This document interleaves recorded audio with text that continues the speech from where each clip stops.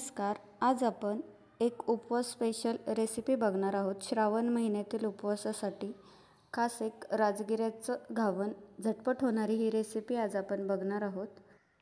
तर त्यासाठी आपण 1 वाटी राजगिरा पीठ घेतलेलं आहे, एक उकडलेला बटाटा किसून घेतलेला आहे आणि सैंधव मीठ घेतलेलं आहे, मिरची घेतलेली आहे बारीक चिरून आणि शेंगदाण्याचं कूट घेतलेलं आहे. एका बाउलमध्ये आपण 1 वाटी राजगिऱ्याचं पीठ घेणार आहोत आणि एक किसलेला बटाटा घेणार आहोत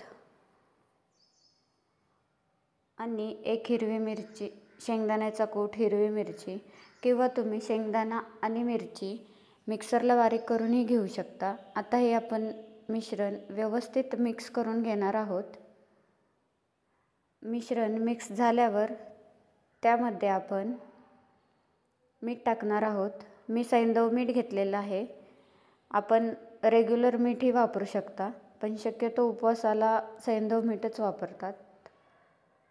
आणि हे परत एकदा व्यवस्थित मिक्स करून झाल्यावर आपण त्यामध्ये थोडं थोडं पाणी टाकून मिक्स करून घेणार आहोत.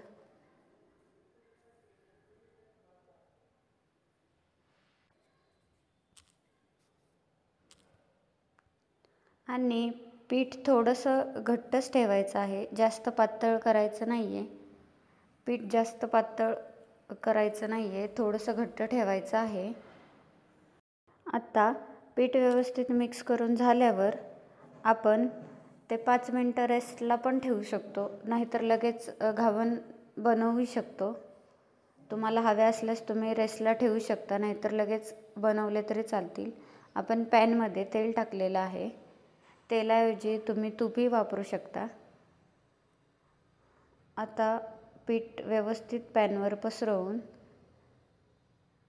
झाकण ठेवून एक 4 ते 5 मिनटं आपण वाफ काढून घेऊयात.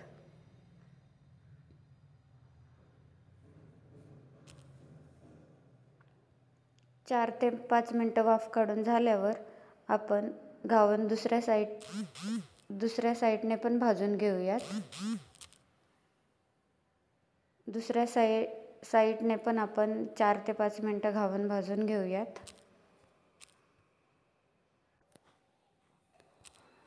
दोन्ही बाजूने आपले घावन व्यवस्थित भाजून झालेले आहे. आता आपण ते काढून घेणार आहोत. याचप्रमाणे झटपट होणारे राजगिऱ्याचे उपवासाचे घावन तयार आहे.